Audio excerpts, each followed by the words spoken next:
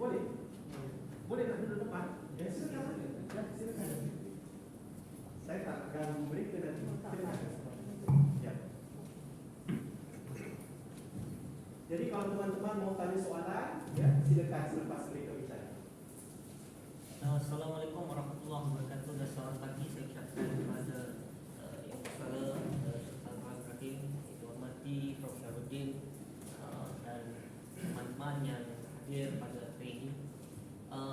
Alhamdulillah, syukur kita dapat kumpul semula setelah beberapa siri webinar saya rasa daripada gerak kumpulan artikulator reading group ini bersama Gerak Malaysia kita adakan, dan dapat kita berkumpul pada hari ini. Nampaknya saya adalah pengulas yang pertama, jadi syukur sekali kerana lepas ini beban saya sudah berakhir dan mungkin isi-isi yang saya sebutkan ini tidak diambil oleh mereka. Jadi ya, tetapi bagi saya begini, kalau isi perbicaraan yang bakal saya katakan berkenaan buku ini bertindak-tindih dengan isi yang sahabat-sahabat saya katakan, itu menunjukkan bahawa apa yang digagaskan oleh Profesor Syarudin dalam buku beliau ini begitu solid dan konkret idea-idea ya, dapat ditangkap oleh segenap lapisan masyarakat. Dan kalaupun berbeza, itu menunjukkan akan perancaman akan idea yang terkandung dalam buku ini dan mencakupi pelbagai gagasan dan juga pemikiran. Lalu sekali saya mohon maaf kerana saya tidak sempat menyediakan slide, saya baru kembali daripada Terengganu dan baru sampai pagi ini. Jadi saya hanya menggariskan beberapa pembacaan saya berkenaan dengan buku ini. Saya diberikan peluang. Apa sikit dulu. Tak dengar. Apa? Tak boleh cabut. Boleh cabut terus dah. Okey, baik. Okay, dan saya diberikan peluang untuk membicarakan karya yang besar ini. Saya ucapkan terima kasih kepada Tafar atas peluang yang diberikan. Tetapi saya percaya di hadapan saya ini pasti ada yang lebih layak untuk membicarakan berbanding dengan saya. Namun demikian, sebagai seorang budak mentah dalam wacana keilmuan, ini saya rasa ada gunanya juga saya berada di pentas ini untuk memberikan ulasan. Kerana mungkin tuan-tuan dapat menilai perspektif masyarakat di luar sana yang perlu di luar dari lingkungan kita apabila memegang dan juga membaca buku ini daripada ulasan yang akan saya cerakinkan. Dan mengapa ia penting? Kerana saya rasa kita perlu ada usaha untuk menilai dan memerhati trend pembacaan buku-buku pilihan anak-anak muda kita pada hari ini, khususnya berkaitan dengan sejarah, sastra dan sebagainya. Ke arah mana mereka baca dan apakah jenis-jenis aliran yang mereka baca. Tidak salah untuk membaca, tapi bagaimana mereka membaca dengan penuh kesedaran dan untuk mengambil sesuatu yang baik untuk masyarakat kita. Terlebih dahulu, perkenalan saya dengan nama Syarudin Ma'ruf ini pada diri saya agak memberi kesan ya, kerana memberi kesan besar kepada orientasi pemikiran dan juga intelektualan saya. Bukan saya intelektual, tapi aspek pemikiran saya. Kerana Profesor Syarudin bersama salah satunya bersama nama-nama besar yang lain ya, sewaktu saya menginjakkan kaki ke universiti sebagai seorang pelajar dalam bidang sejarah dan juga sastra, pertama kali saya mendengar nama ini di dalam sebuah kuliah ya. Dalam sebuah kuliah, dan nama Prof. Syarudin disebut dengan bersama beberapa nama yang lain seperti Chandra Muzaffar, Syekh Hussein Alatas, Husin Ali dan sebagainya, sebagai sarjana yang terpengaruh dengan kononnya pemikiran kolonial, kerana beliau menggunakan membedah barah masyarakat ataupun struktur masyarakat feudal. Jadi saya sebagai seorang yang baru bertatih dalam hal tersebut, saya balik dari kuliah itu, saya pergi ke perpustakaan, saya cari buku-buku nama-nama ini, dan alhamdulillah sampai sekarang saya merasakan apa yang digagaskan itu lebih kena dengan jiwa saya berbanding untuk kita mempertahankan feudalisme yang diputar-belikkan dan diromantiskan. Barangkali inilah yang disebutkan oleh Profesor Syarudin, itu rintangan-rintangan ataupun unsur-unsur anti-intelektual yang dalam percubaannya untuk membantutkan pemikiran kritikal dan kekritisan untuk membebaskan masyarakat dari kesedaran palsu yang ditancapkan ke atas pemikiran massa oleh kelompok elit yang mundur. Sama ada ia adalah elit pemerintah, agama dan akademik atau perikatan antara dua atau lebihnya. Ini yang disebut oleh Profesor Syarudin dalam pengantar buku ini, bahawa kebudayaan anti-intelektual yang berakar beratus tahun lamanya dalam sejarah Asia Tenggara itu begitu sistematik dan berintegrasi. Namun jarang sekali kita permasalahkan, dibincangkan ketimbang dengan kebudayaan intelektual yang sudah diletakkan asasnya oleh Syekh Hussein, almarhum Syekh Hussein Alatas. Justru lahirnya buku ini daripada kata pengantar itu juga bersama dengan seruan kepada kita semua untuk mendalami dan menghuraikan dengan terperinci apa yang disebut dengan sebagai kebudayaan anti-intelektual, seperti mana yang disarankan oleh Profesor Syarudin. Adalah diharapkan suatu kajian kebudayaan anti-intelektual meluaskan lagi kajian ini ke akar kebudayaannya dengan unsur-unsur seperti pengaruh baik ideologi atau utopia, sikap menampung sebagai konsep saintifik, dekaden, sikap kolonial dan banyak lagi. Ini tugas besar dan seruan itu moga-moga dapat kita sambut agar perbincangan bukan saja berkenaan kebudayaan intelektual tapi juga kebudayaan intelektual yang membantutkan pemikiran intelektual itu juga harus dikaji dengan lebih teliti. Dan adanya buku ini juga membuktikan bahawa apa yang diperkatakan oleh setengah pihak itu dengan kita mengkritik dan kritikal terhadap golongan elit, khususnya elit pemerintah lokal, itu tidaklah bermaksud bahawa kita berpihak kepada kelompok kolonial dan penjajah.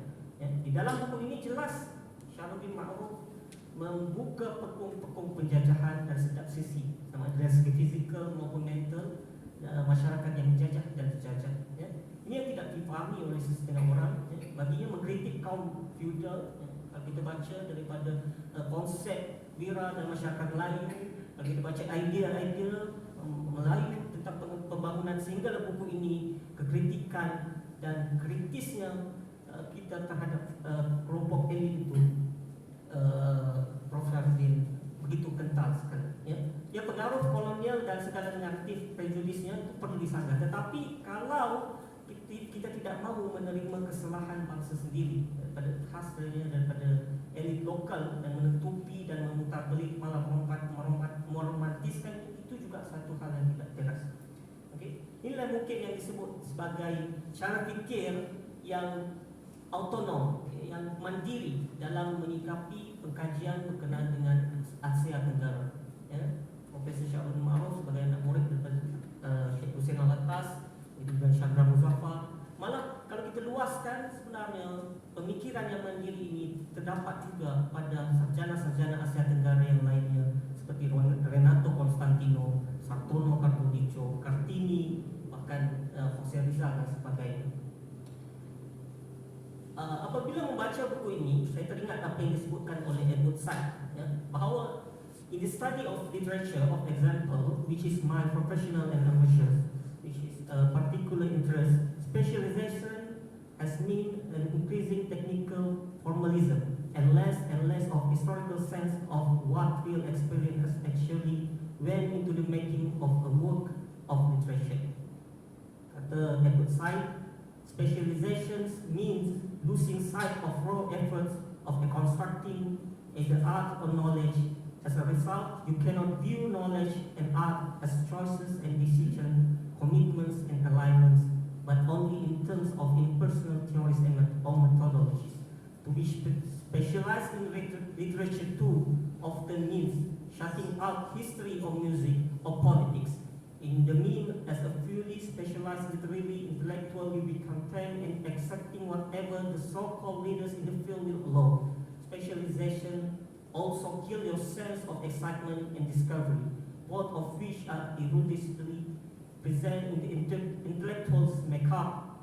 In the final analysis, giving up to the specialization is, I have always felt, laziness.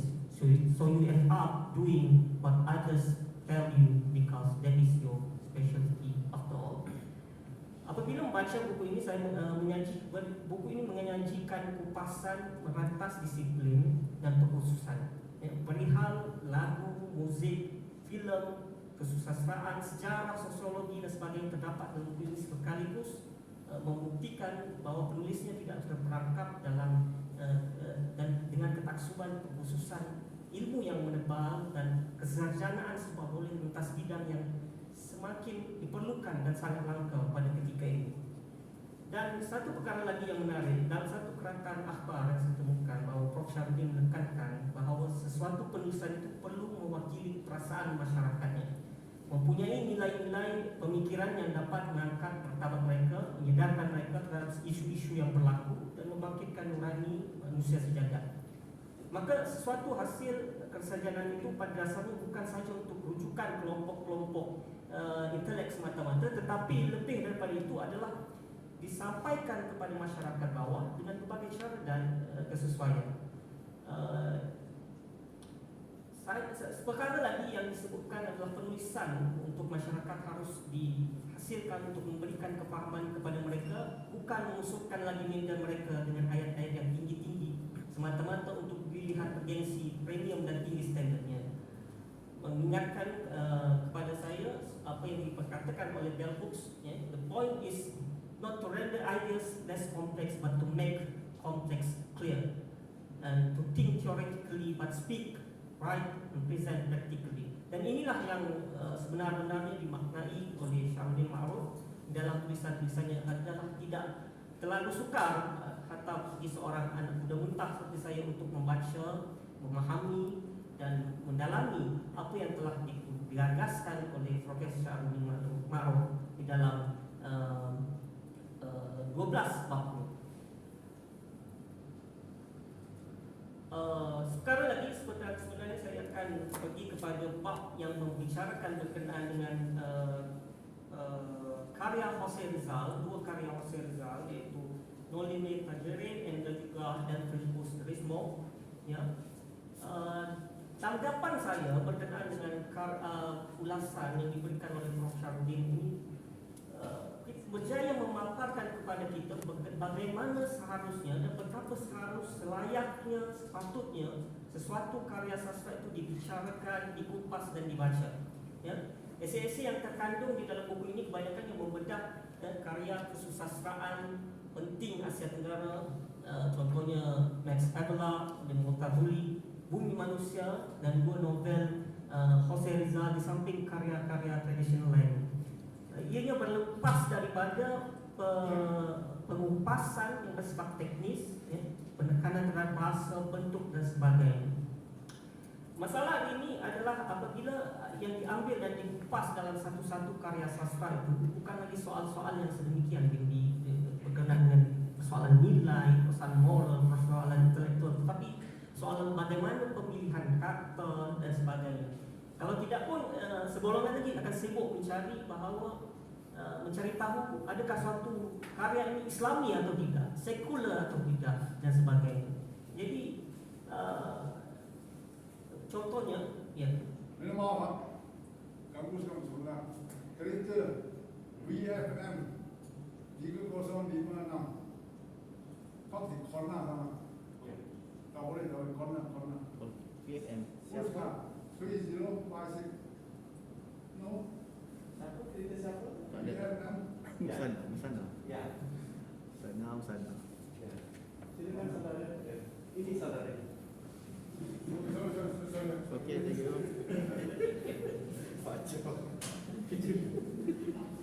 Silakan saudara Zahid. Ya, terima kasih. Pesanan awal. Itu boleh di-delete aja. Boleh di-delete aja. Dan berkenaan dengan pembacaan saya berkenaan Prof mengulas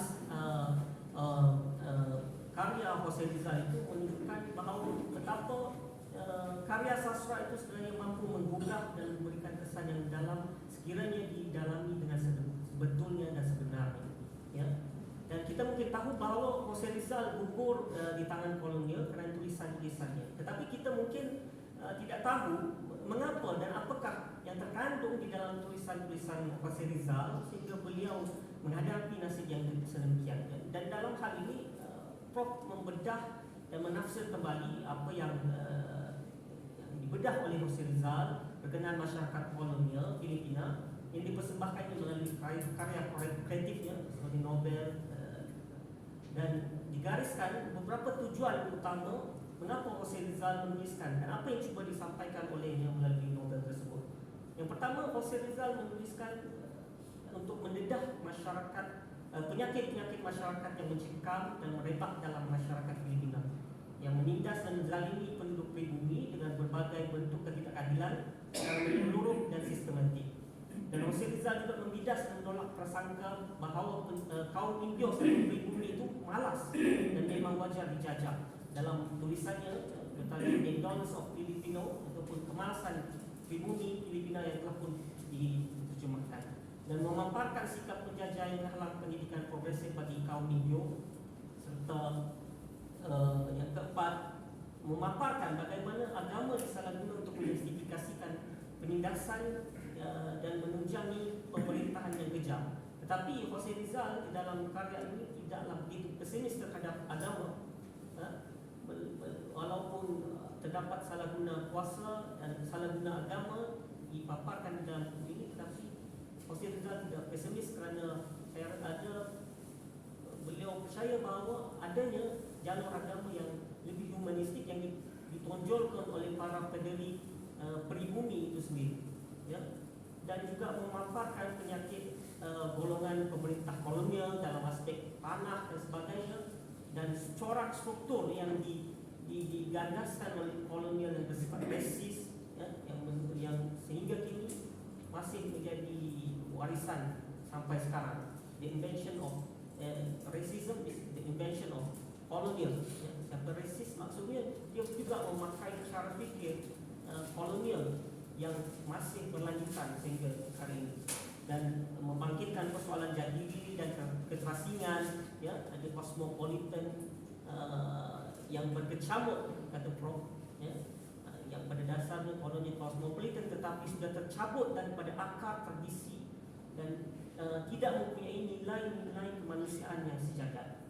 Dan ada persoalan berkenaan dengan peranan intelektual pribumi yang bersekongkol dengan kezaliman penjajah yang juga dibedah oleh Renato Constantino bahawa far from being the custodian of future counter consciousness, they are now the victims of purveyors of colonial consciousness, the recipients of miseducation who have become our society's educator. Kata Renato Constantino bahawa intelektual pribumi yang bersekongkol dengan kezaliman, alur pemikiran sudah menjadi alur sejarah dan sosiologi yang juga berlaku dalam pemikiran intelektual dunia ketiga sehingga hari ini. Dan seperkara lagi sebelum saya mengakhiri pembicaraan saya adalah berkaitan apabila membaca esei Prof berkaitan novel-novel tersebut, pada saya menunjukkan kemampuan karya-karya kesusastraan yang kuat dan luhur seperti ini untuk dianggap sebagai sebuah sejarah sosial masyarakat dan sumber sejarah yang boleh digunakan. Tentunya banyak pertikaian bagaimana sejarah boleh menjadi sastra boleh menjadi sejarah, ya. Tetapi daripada apa yang kita bacakan, kalau kita baca Theodore Agoncillo, seorang sejarawan dari Filipina, pernah menulis dalam sebuah esei yang bertajuk When the Treasure as History, ya. Katanya bagi mereka yang telah dibesarkan dengan tradisi sastra formalistik, kajian sastra terhad pada imajinasi manusia sebagai sebahagian daripada proses kreatif. Karya sastra pada umumnya diambil secara terasing dan dianggap sebagai objek estetik untuk dikagumi atau diketepikan sesuai dengan latar belakang intelektual dan kecenderungan pembaca.